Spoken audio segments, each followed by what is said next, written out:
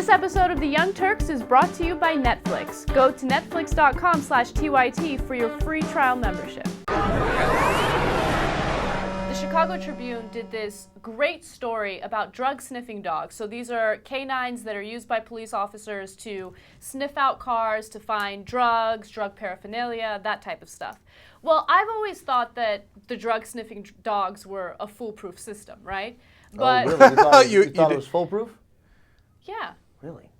I did because... No, I don't think you're wrong. I just had a totally different opinion. Because I was under the assumption that if the dogs are trained properly, and I was also under the assumption that all dogs that work for police enforcement are trained properly, that they would sniff drugs, right? Mm-hmm. However, that's not the case at all. In fact, there are absolutely no regulations when it comes to drug sniffing dogs. They don't receive any type of certificate for training, so you never know how trained they are. So he might be sniffing for a bologna sandwich, and he's just hanging out like, oh yeah, that smells pretty good. Let's pull that son of a bitch over. Well, another thing that happens is a lot of times the drug sniffing dogs won't smell drugs at all, and of course the police enforcement will utilize them just to do a search. As an excuse. As an excuse, yes. I have never for 1 second believed in drug sniffing dogs. I have thought from the moment I heard about them that it's total crap. Mm-hmm. And do you want to know why? Why? Because they're dogs. They're not, you can't tell a dog to look for drugs. It's a dog. It doesn't know what drugs are. It's an animal. Now, of course, look, let's be a little fair, right? They are supposed to do training, yes, right? But they're not mandated to upkeep. So, and Ben, of course, what they do is they say, all right, they smell the drugs. Now, if you find the drugs, we give you your favorite chew toy. Yeah. And that's how they train them. You know that, right? No, I know, but I don't buy it as an actual police tool. Right. I hear it. I hear you. Here's what dogs should do. Look for survivors. Because if it in a wreck, in a collapsed building. Because if it goes wrong, it doesn't matter. It can only help. Mm-hmm. But I don't believe that a dog is going to find the drugs all the time, or even part of the time, right, or that it's not going to smell the lemonade that's spilled on the seat and think that that's drugs. Of course. So it's crazy. Useless as a tool, and no judge should ever allow that as probable cause in a billion years. 100% crap. I don't care what dog trainer comes in here, and I love dogs. Right, and so it's not reliable evidence, is what you suspected. It turns out you were right. What are the numbers, Anna? Okay, so the Chicago Tribune looked at 3 years worth of data to figure out how often the drug-sniffing dogs are correct, or how often they actually find drugs, right? I'm excited for this. So let me first tell you what the limitations of this are.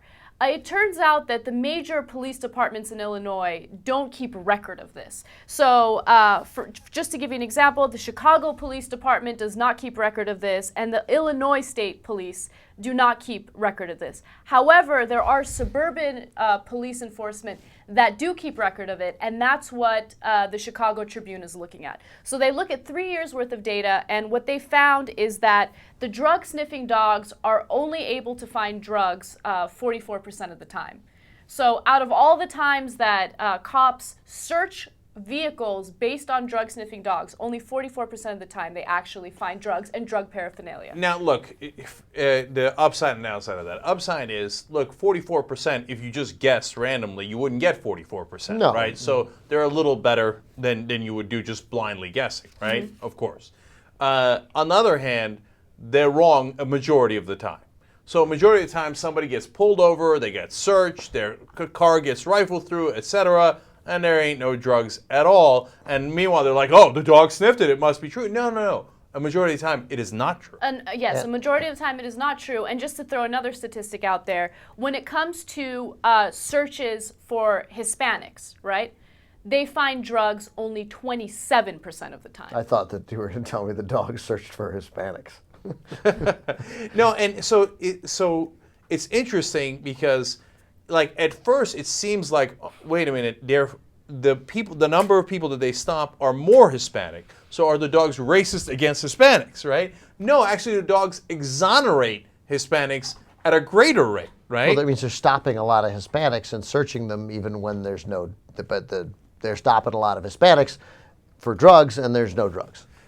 Ding, ding, ding, we have a winner. Okay, so what the cops are doing is, And in fact, they get a lot of false positives because when they have people they suspect, Latinos, right, what they do is they give false cues to the dogs. They take longer to go around the car.